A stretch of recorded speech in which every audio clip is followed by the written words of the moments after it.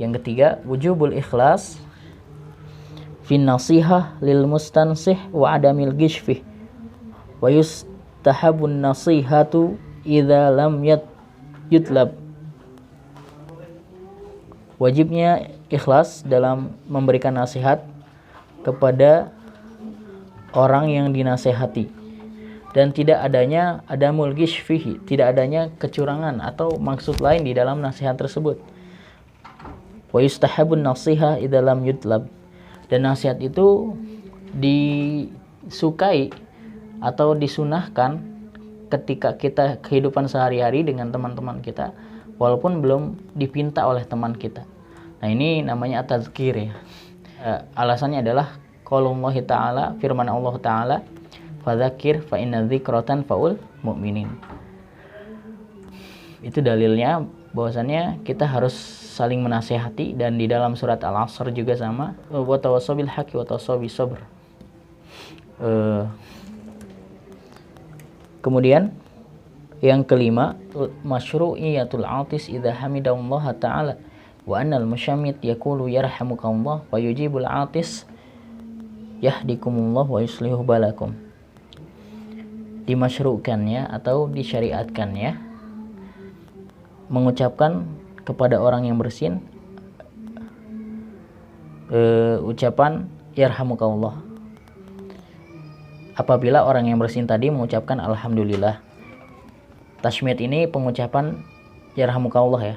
Wa anal musyammit yaqul, orang yang membalas yang mengucapkan alhamdulillah mengatakan yarhamukallah. Wa yujibul atisu yahdikumullah wa yuslihu balakum, dan orang yang bersin kembali membalasnya dengan yahdikumullah wa yuslihu balakum. Di sini ada syarat terkait dengan kita membalas orang yang bersin dengan ucapan yarhamukallah. Para ulama berbeda pendapat, apakah orang yang tidak mengucapkan alhamdulillah juga dibalas dengan ucapan yarhamukallah atau tidak. Maka Al-Imam Ibnul Qayyim rahimahullahu ta'ala menekankan dalam kitabnya Zadul Ma'ad, itu tidak disyariatkan kita mengucapkan yarhamukallah kepada orang yang bersin tapi dia tidak mengucapkan alhamdulillah. Karena Rasulullah SAW bilang idza hamidallah. Ada dalam hadis yang diriwayatkan oleh Al-Imam Muslim dalam kitab sahihnya, Rasulullah bersabda, idza atasa ahadukum fahamidallah fashammituhu fa in lam yahmadillah fala tushammituhu.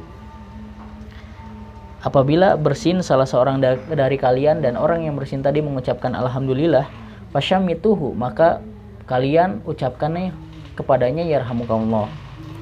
Fa in lam yahmadillah fala tushammituhu. Tetapi jika dia tidak mengucapkan alhamdulillah, maka jangan kalian ucapan yarhamukallah. Ini kata Al-Imam Ibnul Qayyim rahimahullahu ta'ala sebagai apa? Sebagai tahdzir kepada orang yang tidak mengucapkan alhamdulillah ketika bersin. Tahdzir itu peringatan. Peringatan apa? Pengharaman dari rahmat Allah Subhanahu wa ta'ala. Nah, karena ketika kita bersin, seluruh penyakit yang ada pada rongga hidung kita ini keluar, dan itu adalah nikmat yang sangat agung. Pada faedah yang keenam, wa min adabil atis an yad'a kaffaihi ala wajhi wa yukhfidhu sawtahu wa idza takarrara al-atasu fala yazidul mushammitu ala salas wa man atasa wa lam yahmadillah yushra talkinuhu bil hamdi thumma tashmiduhu wa anal kufara idza hamidullaha ba'da al-atas yuqalu lahum yahdikumullah wa yuslihu balakum. Adab dari bersin, yang pertama an yad'a kaffaihi ala wajhihi, dia meletakkan kedua telapak tangannya ke wajahnya, kemudian ditutup dan bersin sambil yukhfidu sautahu, memelankan suaranya. Jadi jangan wajih gitu kan. Banyak teman-teman kita yang kalau bersin itu dipaksakan suaranya kencang, yang keluar ya lendir-lendir semuanya, tangannya penuh dengan ingus karena saking kesalnya kali ya, udah lama nggak bersin atau bersin nggak jadi-jadi, sekalinya bersin dia paksakan dengan suara yang keras. Nah itu penyakit juga. Wa idza takarrara al-atas fala yazidu al-musyammit ala salas. Kemudian jika seandainya bersin itu terus menerus, orang yang mengucapkan yarhamukallah al-musyammit tidak dianjurkan untuk mengucapkan lebih dari 3 kali. Karena ini ada dalam salah satu hadis Nabi Shallallahu Alaihi Wasallam. Rasulullah Shallallahu Alaihi Wasallam bersabda dalam hadis yang hasan yang diriwayatkan oleh Al-Imam Abu Dawud, "Syammit akhaka salasan, famazada fahuwa zukam." Syammit akhaka salasan. Ucapkanlah yarhamukallah kepada saudaramu yang tadinya dalam hadis yang lain adalah saudara kita yang bersin, yang mengucapkan alhamdulillah sebanyak 3 kali. Famazada fahuwa zukam. Kalaupun lebih dari 3 kali kata Rasulullah, fahuwa zukam, itu adalah demam. Nah, kemudian waman atasa lam yahmadillah yushra' talqinuhu bilhamdi thumma tashmituhu.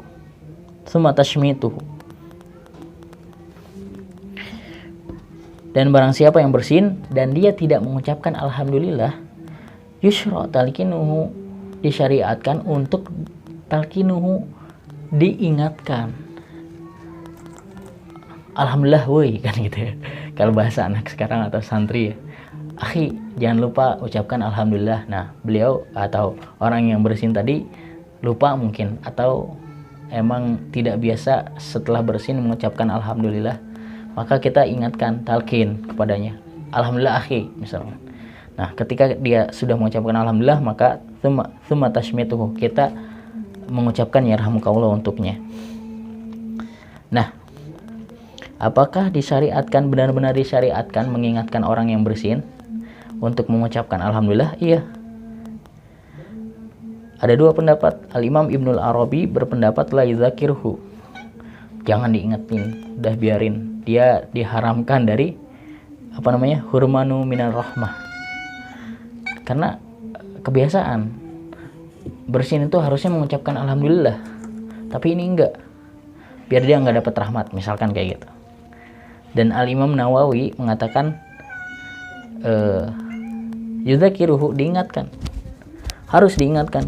Dan ini karena masuk dalam bab ta'awun 'alal birri wat taqwa, kemudian al-amru bil ma'ruf. Nah itu dia. Dan yang benar pendapat siapa? Yang benar pendapat kalau Al-Imam Ibnu Qayyim mengambil pendapat Ibnul Arabi, jangan diingatkin supaya dia tahu rasa tidak mendapatkan rahmat ketika bersin. Tidak didoakan untuk mendapatkan rahmat karena dia juga tidak berdoa alhamdulillah kan gitu. Nah, itu pendapat Al-Imam Ibnu Qayyim rahimahullah ta'ala.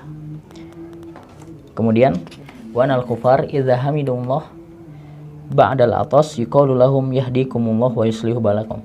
Dan orang-orang kafir apabila mereka bersin kemudian mereka mengucapkan alhamdulillah, maka kita ucapkan untuk mereka yahdikumullah wa yuslihu balakum, semoga Allah memberikan kamu hidayah dan memperbaiki keadaanmu.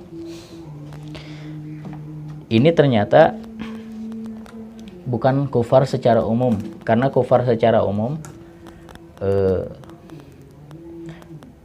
masuk di dalamnya seperti agama-agama yang bukan dari ahlil kitab, seperti Hindu, Buddha,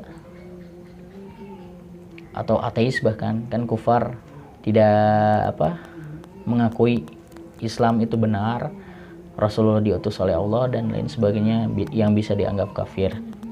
Banyak sekali definisi kufar. Ini namanya alif lam istighroqi ya. Ya kafir yang mana aja kan gitu. Nah, ini kurang tepat bahasa seperti ini. Karena di dalam hadisnya sendiri Rasulullah SAW mengkhususkan orang-orang Yahudi. Cerita dari para sahabat yang diriwayatkan oleh Imam Abu Dawud dan Bukhari dalam Adab Al-Mufrad. Anal Yahud kanu yata'atasuna indahu yarjuna an yakula lahum yarhamukumullah. Fakana yakul yahdikumullah wa yuslihu balakum. Jadi pada zaman para sahabat, orang-orang Yahudi ketika mereka bersin, mereka mengharapkan kita orang-orang muslim mengucapkan kepada mereka yarhamukallah. Tapi Rasulullah tidak mengucapkan yarhamukallah. Maka Rasulullah SAW mengucapkan yahdikumullah wasbalakum. Langsung jawabannya itu. Kan orang kafir di sini adalah orang-orang garis bawah ya. Kafir di sini adalah orang-orang ahlul kitab. Ahlul kitab adalah al-Yahud wan Nasara. Nah, apabila orang-orang ahlul kitab ini bersin, kemudian mereka mengucapkan alhamdulillah, maka kita langsung mengucapkan bukan yarhamukallah, tapi yahdikumullah yusbalakum.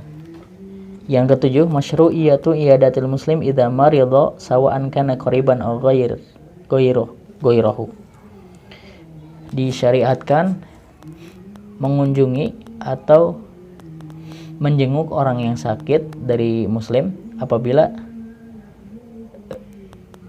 sakit ya, sama saja dekat atau jauh. Nah, ini adab yang telah antum ketahui. Misalkan lebih dari 3 hari seseorang sakit, maka kita seyogyanya untuk menjenguk teman kita tersebut. Dan adab-adab menjenguk orang sakit sih banyak ya. Ini antum harus ingat nih. Yang pertama, ketika kita datang, yas'alu an halihi. Yang pertama, yas'alu an halihi. Tanyakan keadaannya. Bertanya kepada dia, tanyakan keadaannya. Tapi pertanyaan tersebut taklilus soal. Sedikit ya, jangan gimana keadaan antum? Antum sekarang HB-nya berapa? Maksudnya HB itu hemoglobin, afwan. Misalkan lagi turun ya. Atau antum penyakitnya apa? Udah periksa ke dokter, apakah ada? Wah, bingung lah. Orang yang sakit ditanya kayak gitu ya, nama sakit. Taklilu soal, sedikit pertanyaannya. Yang kedua, targhibul marid. Memotivasi orang yang sakit. Ingatkan bahwa sakit ini adalah ujian dari Allah dan menghapuskan dosa. Ini adalah targhibul marid atau memotivasi orang yang sakit. Yang ketiga, ikhtiyarul waqtil munasib. Nah, ini yang sering dilupakan. Mencari waktu yang tepat untuk menjenguk orang yang sakit. Jangan jam 12 malam antum datang menjenguk orang yang sakit. Makanya rumah sakit itu ada jam jenguk. Karena memang adab di dalam Islam secara khusus harus ikhtiyarul waqt al-munasib. Menjenguk itu adalah memilih waktu yang tepat dalam menjenguk. Yang keempat, ruqyatul marid wa du'a lahu. Di ruqyah tuh antum bacakan surat Al-Baqarah, ayat kursi secara khusus, atau muawwidzat, qul a'udzu birabbil falaq, qul a'udzu birabbin nas, ulang-ulang di sampingnya. Kemudian pegang bagian yang sakit teman antum, ucapkan bismillah 3 kali. Kemudian ucapkan a'udzubillahi wa qudratihi min syarri ma ajidu wa hadir 7 kali. Terus dan doakan dia untuk segera sembuh. La ba'sa tahurun insyaallah. Yang kelima, yang terakhir, adamul italah fi ziyarah. Tidak berlama-lama dalam ziarah. Jangan jadikan rumah sakit atau rumah teman antum yang sakit sebagai tempat nongkrong atau reuni. Jangan. Itu tidak adab. Nah, itu adab-adab menjenguk orang yang sakit. Yang ke-8, yang terakhir, wujubu tasyyi'i janazatil muslim ma'rufan kana aw ghairu ma'rufin. Wajib kita tasyi' janazatil muslim ma'rufan kana aw ghairu ma'rufin, mengurus jenazah muslim dikenal maupun tidak dikenal. Selama dia seorang muslim, ketika meninggal kita harus ikut mengurus selama dia dekat dengan rumah kita, karena ini adalah adab Islam. Dan dalam hadis yang sahih, Rasulullah Shallallahu Alaihi Wasallam menetapkan pahala orang yang mengikuti jenazah saja sampai dikuburkan itu mendapatkan satu atau mensolatkan jenazah satu qirat, pahalanya sebesar gunung Uhud. Kemudian ketika kita mengikuti jenazah tersebut, ikut menguburkan, kita mendapatkan pahala 2 qirat, pahala sebesar 2 gunung Uhud. Kapan lagi seorang muslim mendapatkan pahala yang ditakyin, pahala yang benar-benar Rasulullah menetapkan, oh pahalanya segede ini nih, pahalanya sebesar ini nih. Ketika kita mengerjakannya secara ikhlas, insya Allah kita dapatkan pahala sebesar itu. Kapan lagi coba? Nah, ikhwan, cukup sampai situ hadis yang pertama. Insya Allah kita akan lanjutkan di pertemuan berikutnya hadis yang kedua. Syukran. Assalamualaikum warahmatullahi wabarakatuh.